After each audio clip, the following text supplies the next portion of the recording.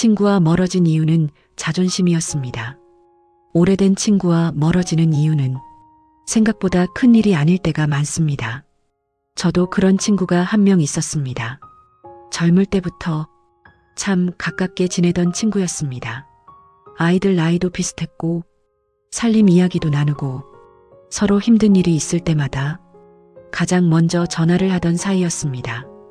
그래서 저는 그 친구와는 평생 친구로 지낼 거라고 당연하게 생각했습니다. 그런데 어느 날부터 조금씩 마음이 불편해지기 시작했습니다. 그 친구가 은근히 이런 말을 하기 시작했기 때문입니다. 요즘 너네 아들은 뭐 하고 있어? 우리 애는 이번에 승진했잖아. 처음에는 그냥 대화라고 생각했습니다. 하지만 시간이 지나면서 그 말이 조금씩 마음에 걸리기 시작했습니다. 그 친구는 자기 이야기만 하면 괜찮은데 어느 순간부터 자꾸 비교를 하기 시작했습니다.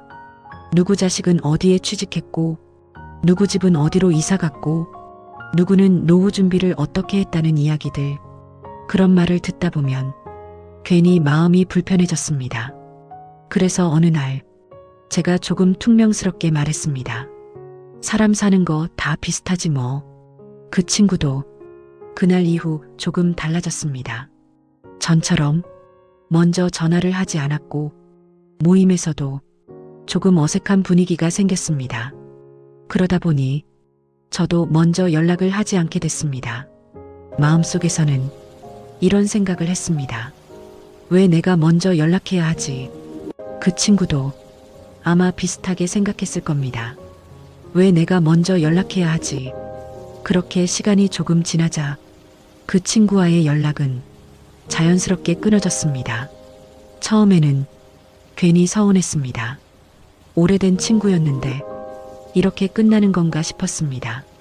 하지만 시간이 더 지나고 나서 문득 이런 생각이 들었습니다.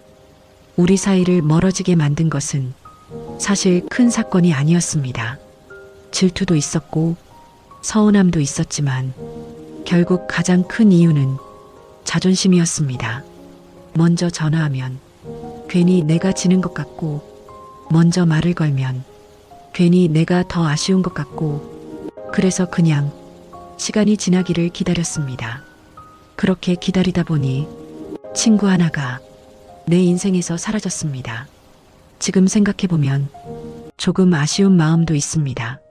조금만 자존심을 내려놓았다면 지금도 웃으며 차 한잔 할 수 있었을지도 모르니까요.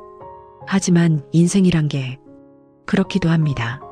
나이가 들수록 사람이 줄어드는 이유는 사람이 변해서가 아니라 서로의 마음속에 작은 자존심이 생기기 때문일지도 모릅니다. 그래서 요즘은 이렇게 생각하려 합니다. 관계에서 이기는 것보다 관계를 지키는 것이 더 중요하다고요. 혹시 여러분에게도 이런 친구가 있으신가요? 괜히 자존심 때문에 연락하지 못하는 친구 말입니다. 어쩌면 오늘 먼저 안부를 물어보는 것도 나쁘지 않을지 모릅니다.